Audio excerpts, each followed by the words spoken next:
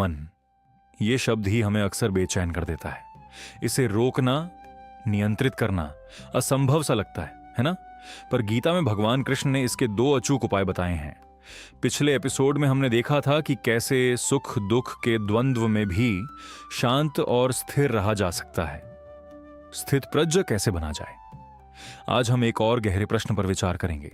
वो प्रश्न है, हमारे भीतर का ये चंचल मन जो कभी स्थिर नहीं रहता, इसे काबू में कैसे लाइए? ये मन हमें कब तक भटकाता रहेगा? कल्पना कीजिए महाभारत के रण क्षेत्र की। अर्जुन अपने सामने खड़े गुरुजनों, संबंधियों को देखकर असमंजस में है। उनके हाथ से गांडीव छूट रहा है। मन उन्हें कह रहा है, युद्ध मत कर, पर दूसरा भाग कह रहा है, यह तुम्हारा धर्म है। अर्जुन का मन उस समय एक तेज बहती नदी जैसा था, अशांत, अनियंत्रित। हम सबने ऐसा महसूस किया है। मन कभी एक जगह ठहरता ही नहीं। यह हमारी एकाग्रता भंग करता है। अर्जुन ने भी कृष्ण से यही प्रश्न पूछा था, हे कृष्ण, इस चंचल मन को वश में करना तो हवा को पकड़ने जैसा कठिन है। कृष्ण मुस्कुराए और बोले, निश्चय ही अर्जुन, तुम्हारा मन चंचल है, इसे वश में करना दुष्कर है। यह सत्य है, यह सत्य है अर्जुन। हमारा मन स्वभाव से ही चंचल है। यह पल भर भी स्थिर नहीं रहता। कभी अतीत की यादें, कभी भविष्य की चिंताएं। कृष्ण ने आगे कहा, परंतु हे कुंती पुत्र, अभ्यास और वैराग्य से इसे वश में किया जा सकता है। यही है गीता का महामंत्र, अभ्यास और वैराग्य। अभ्यास क्या है? अभ्यास यानी बार बार प्रयास करना, लगातार कोशिश करना। जैसे एक बच्चा गिर गिर कर चलना सीखता है, मन को एकाग्र करने के लिए भी बार बार प्रयास करना पड़ता है। आप ध्यान में बैठते हैं, मन भागता है, आप उसे फिर से वापस लाते हैं। यह एक सतत प्रक्रिया है, एक निरंतर साधना है। और वैराग्य क्या है? वैराग्य का अर्थ यह नहीं कि आप सब कुछ छोड़ छाड़ कर जंगल में चले जाएं।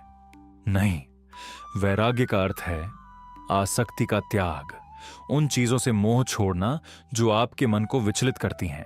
जैसे एक बच्चे को खिलौना पसंद आता है, वो उसे पाने के लिए रोता है, लेकिन जब उसे एक नया बेहतर खिलौना मिलता है तो पुराने से उसकी आसक्ति कम हो जाती है। वैराग्य यानी इच्छाओं पर नियंत्रण, यह जानना कि क्या क्षणिक है और क्या शाश्वत। एक गुरु ने अपने शिष्य से कहा, बेटा एक गिलास पानी ले आओ। शिष्य पानी ले आया। गुरु ने कहा, अब इसे बिना गिराए इस कमरे में घूमकर वापस लाओ। शिष्य ने सावधानी से ऐसा किया। फिर गुरु ने कहा, अब जाओ, बाहर जाकर गांव में घूमाओ और इसे बिना गिराए वापस लाओ। शिष्य ने कहा, गुरुजी, गांव में मेरा ध्यान बट जाएगा और पानी गिर जाएगा। गुरु मुस्कुराए, यही मन है। जब आप एकाग्र होते हैं तो मन शांत रहता है। जब आप बाहर के प्रलोभनों में उलझते हैं तो मन अशांत हो जाता है। अभ्यास आपको एकाग्रता सिखाता है और वैराग्य आपको उन प्रलोभनों से दूर रखता है। इन दोनों का समन्वय ही मन को साधने का मार्ग है। तो आप इस ज्ञान को अपने जीवन में कैसे उतार सकते हैं? पहला, नियमित ध्यान या एकाग्रता का अभ्यास करें। हर सुबह केवल 5 मिनट के लिए शांत बैठें। अपनी सांसों पर ध्यान केंद्रित करें। जब मन भटके, उसे प्यार से वापस लाएं। यह आपके मन को अनुशासित करेगा। दूसरा, अपनी प्राथमिकताओं को स्पष्ट करें। कौन सी इच्छाएं सच में महत्वपूर्ण हैं और कौन सी केवल क्षणिक आकर्षण। उन चीजों से धीरे धीरे दूरी बनाइए जो आपके मन को अनावश्यक रूप से परेशान करती हैं, चाहे वो सोशल मीडिया हो या व्यर्थ की बहस। यह वैराग्य की दिशा में पहला कदम है। तीसरा, इन एक लक्ष्य आधारित जीवन जी।